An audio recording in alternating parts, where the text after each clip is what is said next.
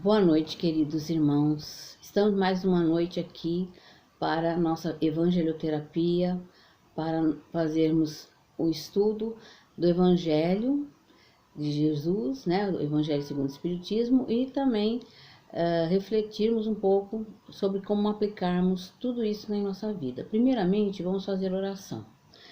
Agradeçamos a Deus, nosso Pai, por tudo que nós recebemos nessa encarnação e que possamos aprender cada dia mais com os ensinamentos do nosso Mestre Jesus. Agradeçamos a Jesus, nosso irmão maior. Agradeçamos também ao mentor da casa, Lar Espírita Aurora de Luz, que nos acompanha, aos nossos guias espirituais, aos nossos colaboradores, aqueles que vêm para nos intuir e aqueles outros irmãozinhos que vêm também para aprender conosco. Que possamos ter esses ensinamentos inseridos em nossa vida, que possamos progredir a cada dia mais. Que assim seja. Graças a Deus, graças a Jesus. Então, meus irmãos, hoje nós estamos ainda no capítulo 24, que é Não Coloque a Candeia Debaixo do Alqueire. Então, ele vai ser estudado novamente, vamos ver outros aspectos. Nós vamos estudar os itens 5, 6 e 7. Eu vou fazer a leitura e depois a gente vai parando para conversar com outros textos, né, que tenham algum complemento. Então, aqui diz assim: Deus, em sua prudente sabedoria, só revela as verdades gradualmente, pois sabe quando a humanidade está madura para recebê-las. Nós também, às vezes, não estamos preparados para tudo. Então, as verdades, o conhecimento, ele vai também sendo enviado aos poucos, né? Vai de acordo com o nível intelectual que o homem foi adquirindo, o nível moral. Então, as coisas vão vindo de acordo com a evolução do ser humano, né? Eles mantêm o conhecimento reservado e não debaixo do alqueire, né? Deus, mantém o conhecimento reservado, mas na época correta ele vai ser passado, quando o ser humano está preparado. Agora, há alguns homens que possuem conhecimento, mas tratam de escondê-lo do povo com o objetivo de dominá-lo. Então, esse tipo de atitudes é aquele que verdadeiramente colocam a luz debaixo do alqueire. Eles escondem para a dominação. No Livro dos Espíritos, na questão 781A, diz assim: o que pensar dos homens que tentam deter a marcha do progresso e fazer com que a humanidade retroceda? Pobres seres que Deus castigará, serão arrastados pela própria correnteza que procuram deter.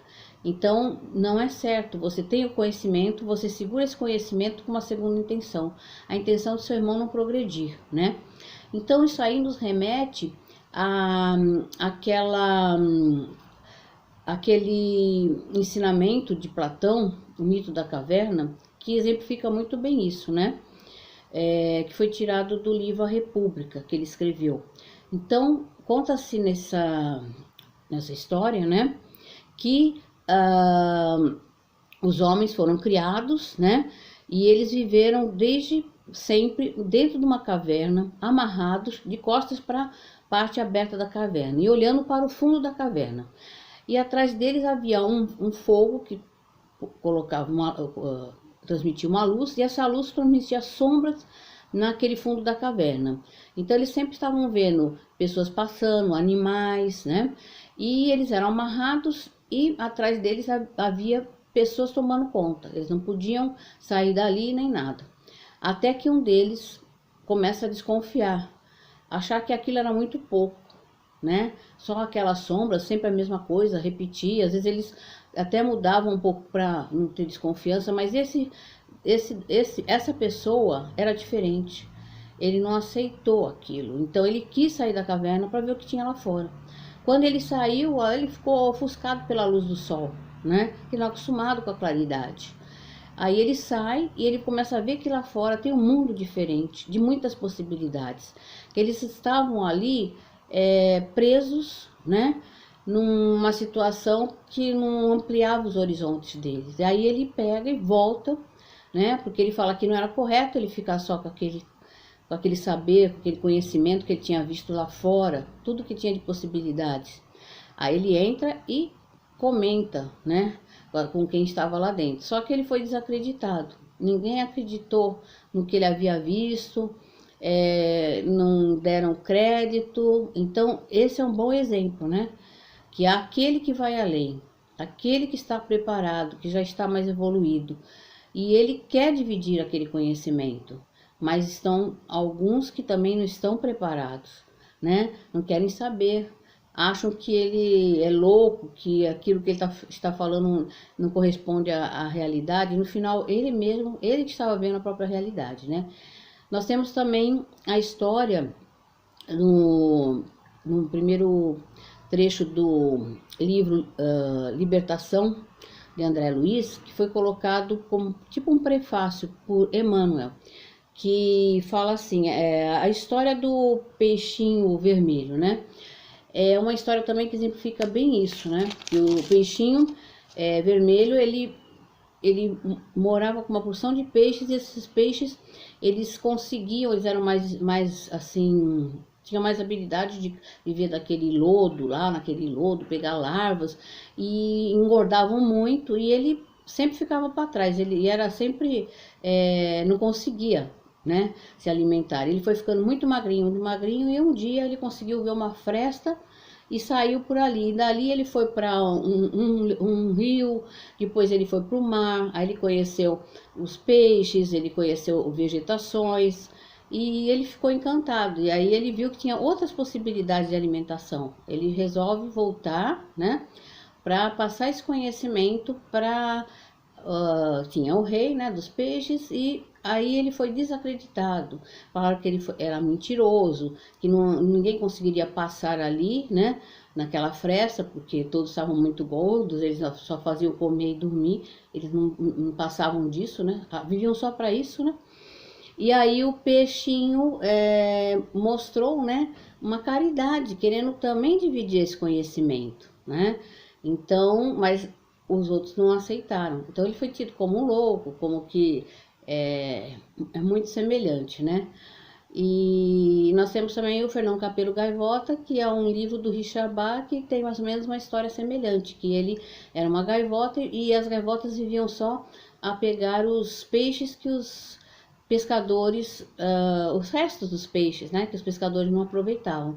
Até que ele resolveu voar para um lugar diferente e viu que lá tinha muita possibilidade de comida e não precisava ver dos restos, né, dos pescadores. Aí ele volta para contar isso e ninguém dá crédito, ninguém dá valor nenhum, acha que aquilo ali é a história que ele inventou. Então, o conhecimento é uma coisa que tem que ser dividido, tem que ser passado. Mas existe também o caso que nem todo mundo está preparado. Deus também faz isso, né? Havia tempo que o homem não tinha intelectualidade para conseguir entender certas coisas. E Jesus também, ele ia aos poucos, né? Ele tentou ser claro em algumas coisas, em outras, às vezes, alguns não entendiam, né? Aqui diz assim, que no que se refere à caridade para com o próximo, a humildade, ele falava bem abertamente, mas assim, algumas coisas das parábolas, havia pessoas que até hoje não entendem, vão para o lado literal, né? E aí não conseguem entender o sentido real daquilo ali, né? Da parábola. Então, no caso, Jesus, ele com os apóstolos, ele conseguia ensinar mais, porque eles conversavam muito, né? Eles se reuniam na casa de Pedro e ficavam tendo aquelas longas conversas, e Pedro perguntava muito, né? Pedro era de muito perguntar, querer saber sobre as coisas, então ele ensinava os apóstolos, né? Mas naquela época o povo era muito inculto, então às vezes ele tentava passar alguma coisa, mas era difícil eles entenderem, né? Hoje em dia já imagine naquela época, né? Muitos não sabiam ler, né? Não tinham conhecimento. Hoje já as pessoas talvez não saibam porque não procuram, né? Gastam seu tempo com coisas inúteis, coisas que não tanta importância, ao invés de gastar esse tempo adquirindo conhecimento, lendo muito, se informando, comparando, né, informações. Então, hoje em dia, às vezes, vamos dizer assim que não tem muita desculpa, né, para você não ter o conhecimento. De qualquer forma você pode arrumar, né? Você não pode comprar um livro, você tem uma biblioteca. Tem outras opções, né? E a gente vê pessoas que vivem muito pobres, mas que têm a sede do conhecimento, que vão atrás, conseguem, né? Melhorar através de ser um autodidata, estudar, ler muito, né? Aprofundar nos assuntos. Então, a gente vê que temos uma máxima que diz assim: aquele que já tem, mais ainda lhe será dado, e ele ficará na abundância. E aquele que não tem mesmo, o pouco que tem lhe será tirado. Então isso aí dá a impressão até que é uma injustiça, mas não é que é injustiça, é o que deve ser mesmo, porque aquele que já tem o conhecimento, ele vai ganhar mais conhecimento ainda, porque ele está na condição. E aquele que não tem, vai ficar até perder, né? Porque as coisas vão avançando, a ciência vai avançando, tudo vai mudando, né? Nós temos coisas que eram tidas como verdade, são verdades relativas, hoje já não servem mais, né? E há pessoas que estão desinformadas, que ainda estão vivendo, achando que aquelas verdades ainda estão válidas, e não, foram comprovadas que não tem mais razão de ser. E aí há pessoas que ainda vivem, né, numa situação de fora da realidade, das coisas que estão acontecendo, né? Nós temos aquele filme Matrix que mostra muito bem isso, né? Pessoas que vivem fora da realidade, estão vivendo em outro mundo, não estão vivendo no mundo real.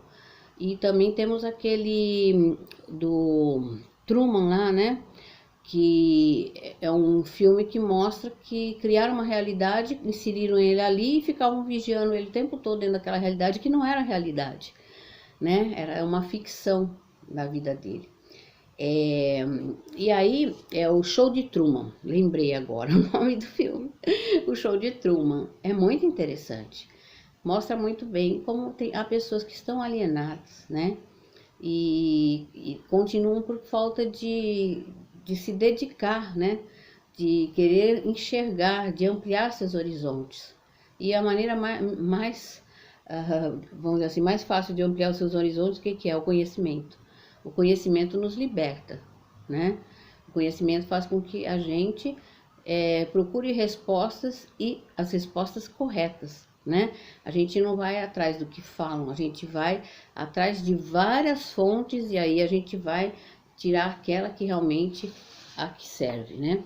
E assim, fora a gente também não poder, como espírita, esconder a candeia embaixo do alqueire, nós temos que dividir o conhecimento, mesmo que haja pessoas que ainda não estão preparadas. Nós vamos ter essa função, vamos dizer assim, esse dever de passar as informações que nós temos dentro da doutrina. E quem não está preparado, ainda não chegou o momento, vai ter o seu momento na evolução, né? Mas fora nós passarmos a iluminação, né? Porque a gente sabe que até as religiões usam a vela, que é luz, né? Que simboliza a nossa união com o divino, com a espiritualidade. A luz também significa o conhecimento, né? Que nem a gente vê que há pessoas que buscam, né? E vão atrás dessa luz. Então a vela nas religiões sempre significou isto, né? Por isso que a gente acende a vela, para a pessoa ir para a luz, ir para o contato espiritual, ir para o contato com o nosso Pai, né? E a luz também, lógico, é um símbolo de conhecimento, né? Agora nós vamos falar da autoiluminação. Nós temos que ajudar o próximo, né? Levando luz para ele, não escondendo essa luz embaixo do alqueire, mas nós também temos que fazer a nossa iluminação. Eu não posso falar para o outro fazer alguma coisa que eu mesma não faço, né? Como é que eu vou dizer para ele assim, você não minta nunca na sua vida, você fale sempre a verdade, e eu sou mentirosa? Como é que eu vou falar para uma pessoa fazer uma coisa que eu mesma não faço? Fazer alguma coisa que eu mesmo não consigo fazer, né? Eu tenho que dar o exemplo, como Jesus fez.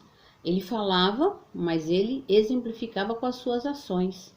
Então, se você for falar para alguém, não faça tal coisa, e a pessoa fala assim, mas você nem você mesma não faz isso, você não tem crédito e não tem como você convencer o outro a fazer, porque você não dá o exemplo, né? Então, nós somos exemplos para todos. O que nós falamos, nós temos que cumprir. E se nós não estamos conseguindo cumprir, nós temos que nós temos que sermos honestos. Eu não consegui, mas eu estou tentando melhorar a cada dia. Estou planejando que cada dia que passa eu vou estar fazendo as coisas mais corretamente. Não vou fazer aquilo que eu faço que não é correto, dentro dos ensinamentos cristãos, né? E a busca da iluminação, eu vou ver aqui, da autoiluminação, no livro Segue em Harmonia, pelo espírito de Joana de Ângeles, pelo Divaldo Franco, o médium Divaldo, diz assim, no capítulo, vou falar, a busca da iluminação, capítulo 2.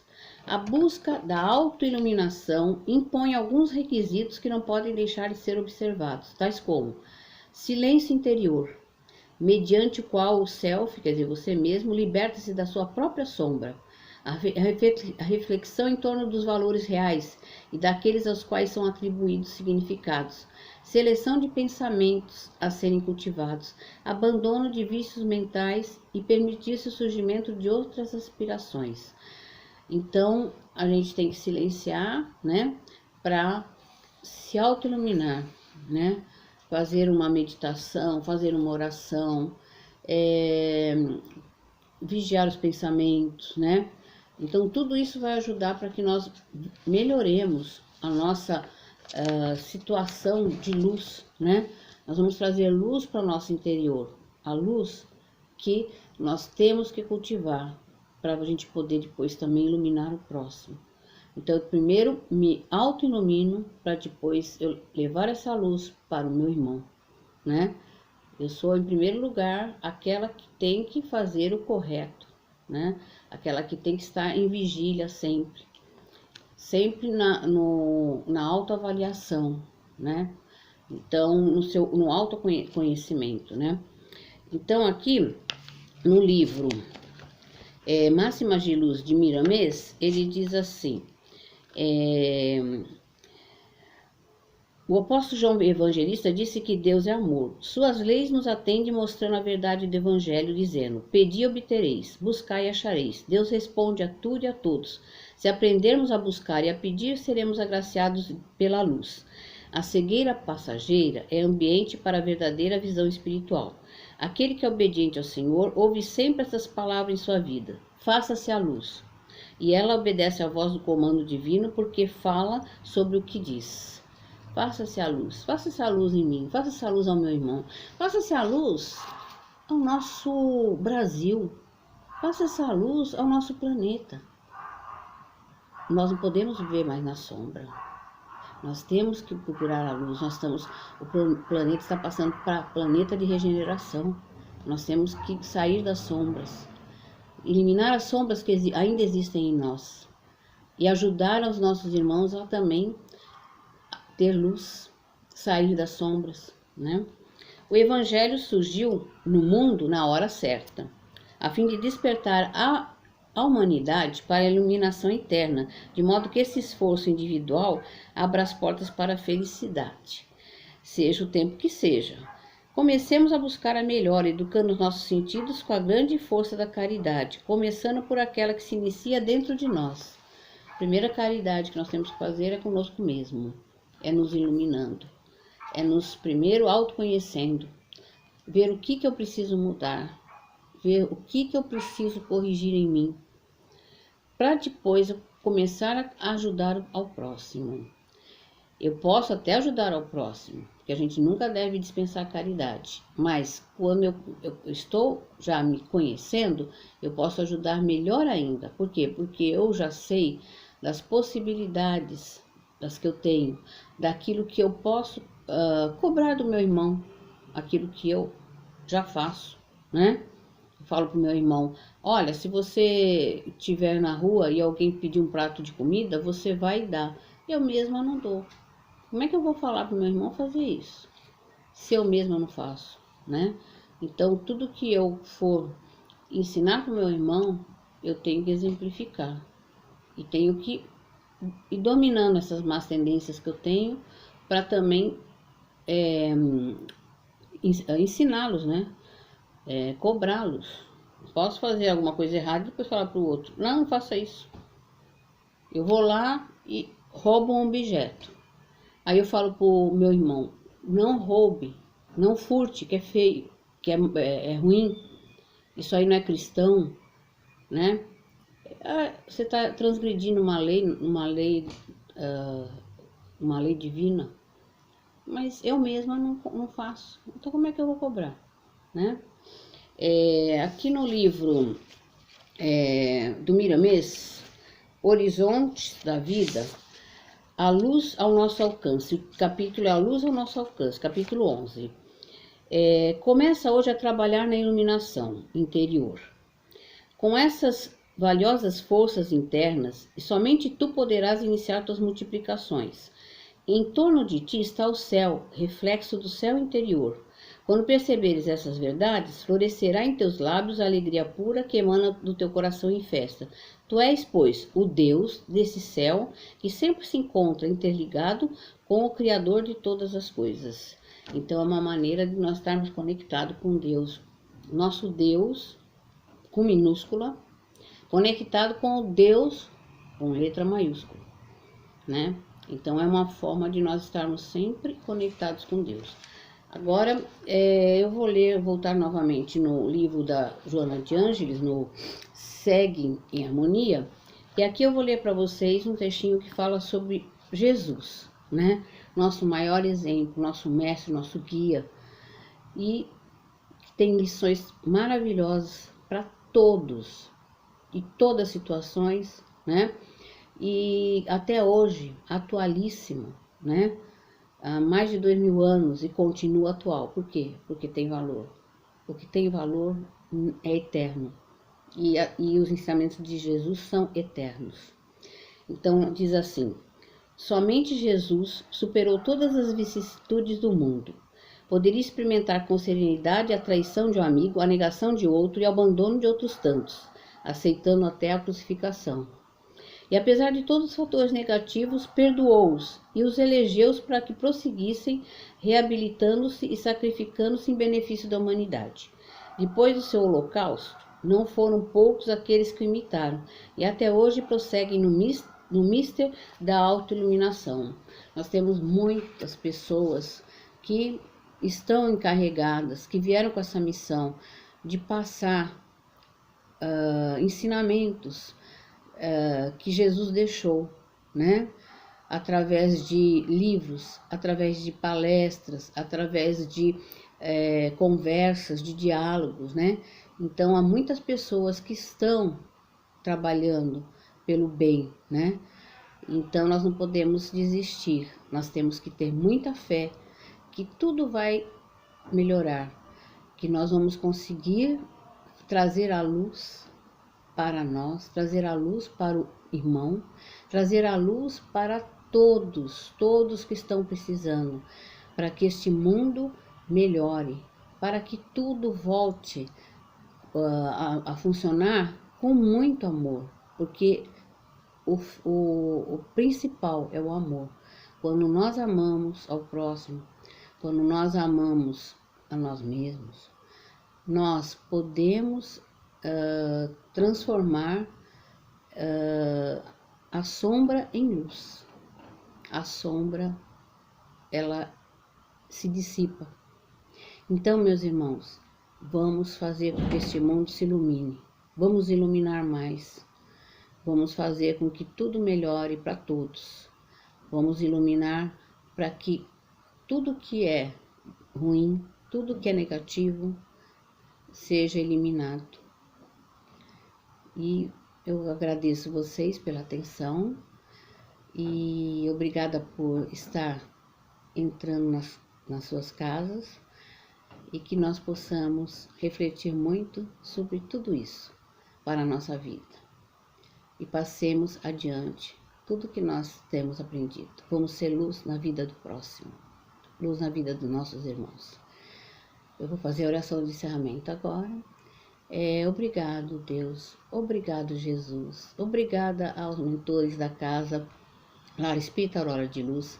Obrigada ao meu mentor. Obrigada aos espíritos que vêm nos assistir, nos intuir.